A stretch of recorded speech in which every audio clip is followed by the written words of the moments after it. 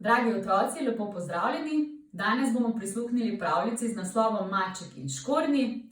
Obutega mačka že verjetno vsi poznate, tega mačka pa bomo spoznali danes. Maček in škornji.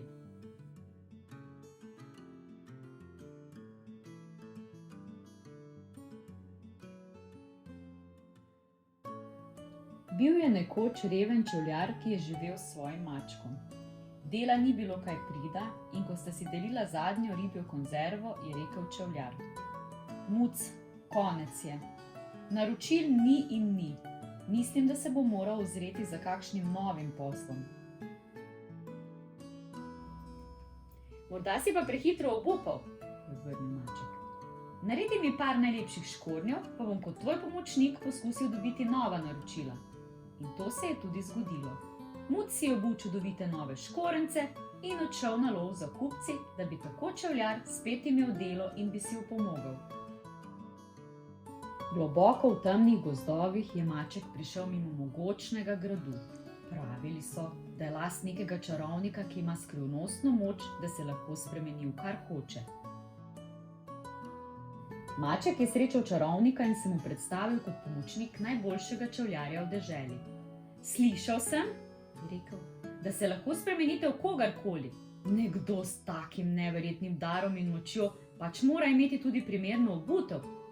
Ko je čudni graščak videl prelepe mačkove škornje, si je takoj zaželel enake in jih naročil. Maček je kmalu prinesel nove škornje na grad. Grajski gospod je bil navdušen in sklenil je, da za tisto, v kar se bo spet spremenil, tudi potrebuje nove čevlje. In tako je naročal nove in nove. Maček je zdaj že kar redno prihajal v grad. Jemal je mero različnim nogam in nogicam, šapam in šapicam, tacam in tačkam pričaranih živali ter prinašal izdelane čevlje. Vsak naslednji par je bil lepši od prejšnjega in novi lastnik je prekipeval od navdušenja.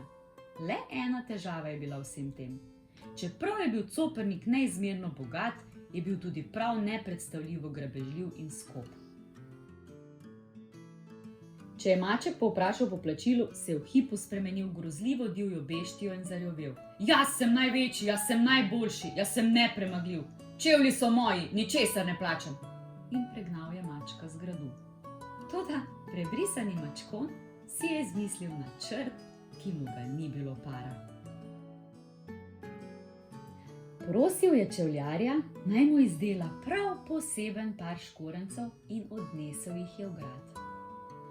Mojster je izdelal škornje, ki so tako dragi, iz tako redkega usnja in tako nenavadni, da jih ima lahko le tisti, ki ima magično moč kot vi. Toda škorenci so tako majhni, da res ne vem, če bi se celo vi s so neizmerno čarovniško močjo lahko spremenili v kaj tako majhnega. Kajti morali bi biti, recimo, majcena miška. Ohohohoho, poglej me! Z mogočnim grmenjem se je v oblakih dima spremenil v drobceno miško, ki se je takoj poskusila obuti nove škorence. Muc se je pognal, zgrabil miško in jo v hipu pogoltnil. Čevljar in njegov zvesti mačkon sta se preselila v grad in odprla v njem prelepo trgovino. A nihče pa ni nikoli izvedel, kam je nenadoma izginil zlobni grajski gospodar. Ljudje iz mesta, ki zdaj niso več živeli v strahu pred njim, so z navdušenjem kupovali čevlje v novi čevljarjevi trgovini. Nekaj pa se je vsem zdelo zelo čudno.